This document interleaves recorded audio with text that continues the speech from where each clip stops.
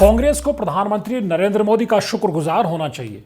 आखिर क्यों ना हो, कांग्रेस के मैनिफेस्टो को प्रधानमंत्री नरेंद्र मोदी ने जन जन तक पहुंचाने का बीड़ा जो उठा लिया है। क्या बीजेपी को अब प्रधानमंत्री नरेंद्र मोदी की गारंटी पर विश्वास नहीं रहा?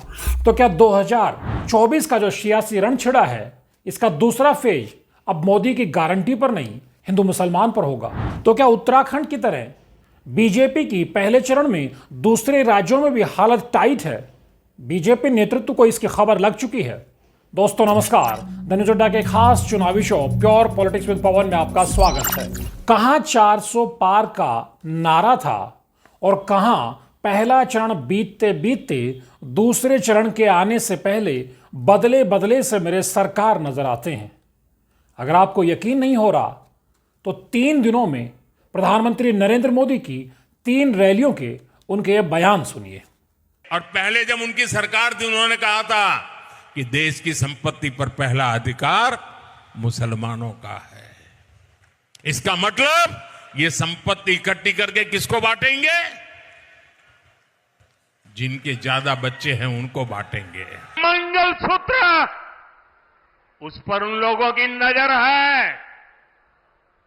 माताओं बहनों का सोना चुराने का इरादा। क्या स्त्री धन पर हाथ लगा सकते हैं? क्या मंगलसूत्र पर हाथ लगा सकते हैं? क्या ये पंजे की ये ताकत?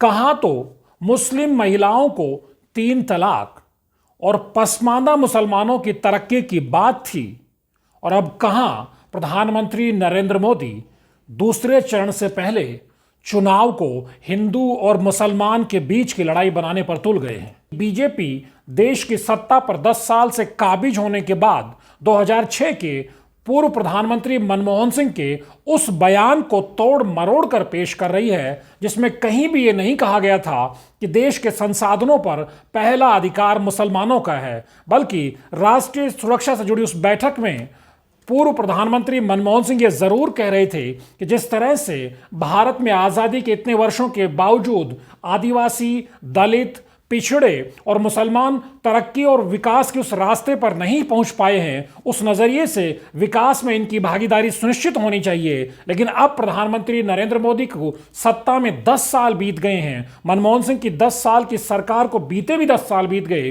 तब एक बार फिर से सुनने को मिल रहा है कि जब कांग्रेस सत्ता में थी तो वो मुसलमानों का सब चीजों पर पहला अधिकार देना चाहती थी, यानी जो रिसोर्सेज थे, जो संसाधन थे, उस पर मुसलमानों को पहले अधिकार देना चाहती थी। बड़ा सवाल ये भी उठ रहा है कि आखिर 10 साल की सत्ता में प्रधानमंत्री नरेंद्र मोदी क्या इतना भी व्यवस्था नहीं बना पाए कि आज उनको 2006 के गड़े मुर्दों को उखाड़ना पड़ रहा है।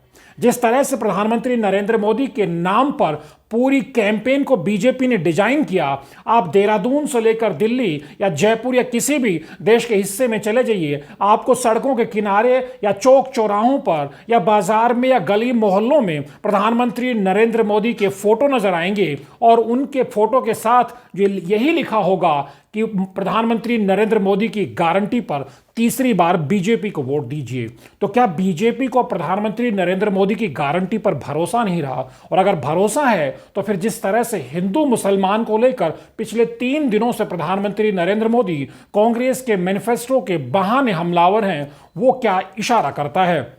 कांग्रेस का 48 पेज का मैनिफेस्टो आप पढ़ेंगे तो आप ढूंढते रह जाएंगे जो प्रधानमंत्री नरेंद्र मोदी बोल रहे हैं वो बिल्कुल भी कांग्रेस के मैनिफेस्टो में कहीं दूर दूर तक नहीं है। कांग्रेस जाति जनगणना की बात कर रही है, और राहुल गांधी ने कहा है कि जब जाति जनगणना होगी तो समाज के हर वर्ग के प्रतिनिधित्व और उसकी स्थिति की असल तस्वीर सामने आएगी, और उसके बाद एक आर्थिक सर्वे भी किया जाना चाहिए कि आखिर संसाधन किसके पास हैं। लगातार राहुल गांधी अंबानी, अडानी से लेकर देश के तमाम धन्ना सेठों की संपत्ति पिछले 10 सालों में जिस तरह से बढ़ी है और गरीब होता गया है, इस मुद्दे को उठाते रहे हैं। अब प्रधानमंत्री नरेंद्र मोदी इसको ट्विस्ट करके जिस तरह से रख रहे हैं कि कांग्रेस अगर सत्ता में आएगी तो वो आपके संसाधनों को छीन लेगी। अगर आपके गांव और शहर में 2 घर हैं तो आपसे एक घर भी छीन लिया जाएगा, और यहां तक कि महिलाओं का मंगलसूत्र भी और महिलाओं का जो सोना है, जिसे स्त्री धन कहा जाता है, उसे भी छीन लिया जाएगा और घुसपैठियों में या जिनके ज्यादा बच्चे हैं उनमें बांट दिया जाएगा। यानी सीधे तौर पर प्रधानमंत्री नरेंद्र मोदी मुसलमानों को टारगेट करते हुए सब कह रहे हैं। पूरी दुनिया में इस चीज को लेकर भारत की छालेदर हो रही है कि भारत दुनिया का सबसे बड़ा लोकतंत्र है और सबसे बड़े लोकतंत्र के इस चुनाव के दूसरे चरण से पहले ही किस तरह से हिंदू और मुसलमान के मुद्दे तमाम दूसरे डेवलपमेंट और रोजगार, महंगाई जैसे मसलों पर हावी होते जा रहे हैं। अगर आप समझना चाहें कि ऐसी क्या वजह है कि प्रधानमंत्री नरेंद्र मोदी को चुनाव को हिंदू और मुसलमान पर क्यों लाना पड़ रहा है, तो इसके लिए पहले चरण में जिस तरह से वोटिंग हुई है उसके पैटर्न को समझना पड़ेगा। फिर लगातार 3 दिनों तक जिस तरह से प्रधानमंत्री नरेंद्र मोदी के हिंदू और मुसलमान को केंद्रित बयान आए हैं, इसकी क्रोनोलॉजी आप आसानी से समझ सकते हैं। अगर उत्तराखंड की भी बात करें तो इसे बीजेपी का गढ़ कहा जा सकता है, क्योंकि 2014 में जिस तरह से भारत की राजनीति में प्रधानमंत्री नरेंद्र मोदी छाए तो उत्तराखंड में भी बीजेपी को 5 सीटों पर प्रचंड जीत मिली। 2019 में फिर इसे और बड़ी मजबूती से बीजेपी ने दोहराया और उसके बाद 2022 में भी बीजेपी को विधानसभा में दूसरी बार जीत मिली। ये उस राज्य के हालात हैं जिस राज्य में बीजेपी की तूती बोल रही है, लेकिन जब वोटिंग होती है पहले चरण की तो उत्तराखंड में बेहद कम वोटिंग होती है 2019 के लिहाज से, और कुछ लोकसभा क्षेत्रों में तो 50% से कम या उसके आसपास वोटिंग होती है।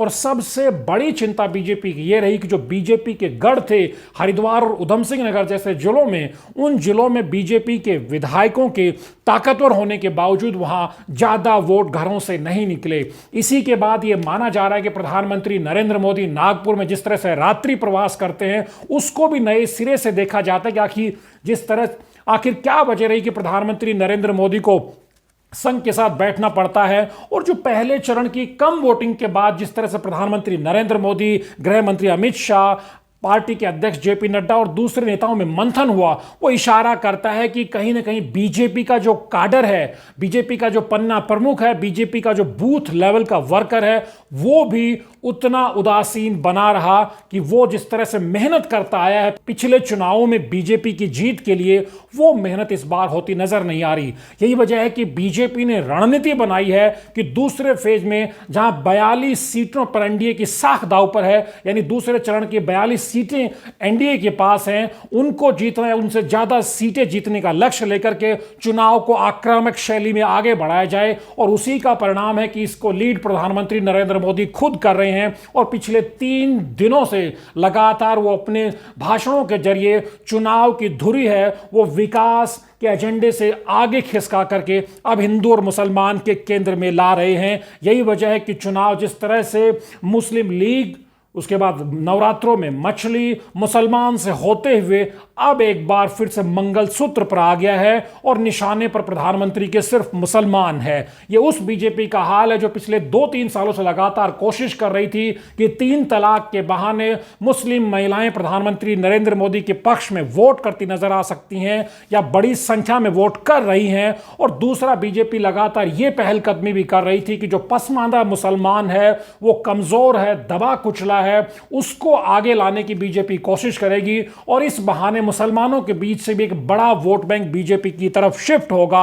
लेकिन आप देखें जिस तरह से प्रधानमंत्री नरेंद्र मोदी ने 2017 के यूपी चुनाव में कब्रिस्तान, शमशान का मुद्दा उठाया था और दिवाली और रमजान का मुद्दा उठाया था, उसके बाद 2019 में वो झारखंड में जब रैली करते सुने जाते हैं कि जो हिंसा और झगड़े फसाद करने वाले लोग हैं उनको टीवी में कपड़े देख के पहचाना जा सकता है। तो क्या अब प्रधानमंत्री उससे भी ज्यादा आक्रामक होकर मुसलमानों पर हमला बोल रहे हैं और किसी न किसी तरीके से चुनाव को एक तरह से सांप्रदायिक मुहाने पर खड़ा करना चाहते हैं? जब प्रधानमंत्री नरेंद्र मोदी के इस तरह के मंगलसूत्र और जिस तरह से मुसलमानों को टारगेट करते हुए बयान आप सुनते हैं तो क्या आपको 2015 के बिहार के चुनाव की याद ताजा नहीं होती, जब गृह मंत्री अमित शाह ने कहा था कि अगर बिहार में जदयू और आरजेडी चुनाव जीत जाती हैं तो पटाखे पाकिस्तान में फूटेंगे, लेकिन वो चुनाव जदयू और आरजेडी जीत पाती हैं। फिर दिल्ली में जिस तरह से केजरीवाल को परास्त करने के लिए चाहे प्रवेश वर्मा हो, चाहे अनुराग ठाकुर, केंद्रीय मंत्री अनुराग ठाकुर हो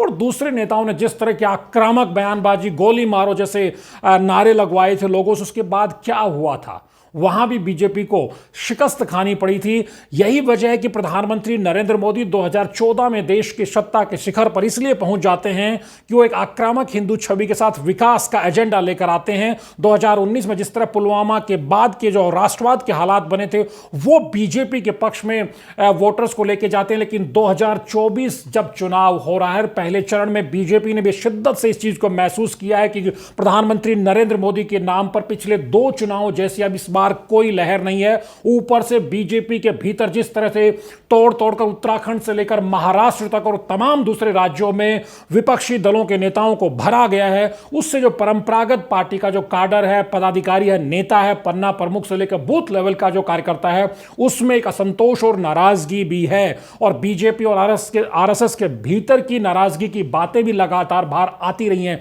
यही वजह है कि प्रधानमंत्री चुनाव के दूसरे चरण में आक्रामक मुद्रा में नजर आ रहे हैं। वो चाहते हैं कि वोटर टर्नआउट बढ़े, खास तौर पर जो बीजेपी का वोटर है वो घरों से बाहर निकले। बड़ा सवाल ये कि जो विपक्ष है, इंडिया गठबंधन है, क्या वो प्रधानमंत्री का जवाब दे पाएगा? क्योंकि जाति जनगणना जैसे मसले के जरिए जहां राहुल गांधी, कांग्रेस और विपक्ष जो बीजेपी की जो धर्म के आधार पर जो ध्रुवीकरण की राजनीति की काट कर रहे हैं, अब प्रधानमंत्री नरेंद्र मोदी हिंदू और मुसलमान की जंग ला करके उस जाति आधारित जनगणना के मुद्दे और जो राहुल गांधी जो तमाम जो 5 न्याय और 25 गारंटी की बात कर रहे हैं उसकी काट तैयार करने की कोशिश कर रहे हैं। यानी बीजेपी अपनी फेवरेट सांप्रदायिक पिच पर आकर अब बैटिंग कर रही है। विपक्ष किस तरह से जवाब देता है? क्या उत्तराखंड में जिस तरह से गणेश गोदियाल ने गढ़वाल की पिच पर बीजेपी से मुकाबला किया है, लोहा लिया है, उस अंदाज में कांग्रेस बैटिंग करती नजर आती है, या फिर प्रधानमंत्री नरेंद्र मोदी के जाल में, बीजेपी के जाल में कांग्रेस और इंडिया गठबंधन विपक्ष ट्रैप हो जाता है? दूसरे चरण की वोटिंग होने तक इस चीज पर अब नजर रहने वाली है। और तमाम प्रधानमंत्री के इन नफरती बयानों के बाद, भाषणों के बाद, क्या दूसरे चरण की वोटिंग बढ़ती है? क्या बीजेपी के पक्ष में नैरेटिव जाता नजर आता है? इस पर भी जब 26 अप्रैल को वोटिंग होगी और जब शाम तक पता चलेगा कि वोटिंग कितनी हुई है, उसके बाद ठीक ठीक इस पर चर्चा की जा सकेगी। लेकिन फिलहाल पहले चरण में जिस तरह का पैटर्न नजर आया है वोटिंग का, उससे बीजेपी के रणनीतिकार हैं वो घबराए हुए हैं। और प्रधानमंत्री नरेंद्र मोदी की जो गारंटी और विकास की बातें हैं, जो तीसरी अब बड़ी अर्थव्यवस्था बनाने की बातें जैसी तमाम बातें थी, उनसे किनारा करके हिंदू मुसलमान की पिच पर बैटिंग करते जिस तरह प्रधानमंत्री नजर आ रहे हैं, वो बताता है कि पहले चरण की जो वोटिंग है उसने बीजेपी के जो अनुमानों पर, जो आकलन पर एक तरह से पानी फेर दिया है। धनुष अड्डा के वीडियोज़ को लाइक कीजिए, शेयर कीजिए और चैनल को सब्सक्राइब करिए। नमस्कार।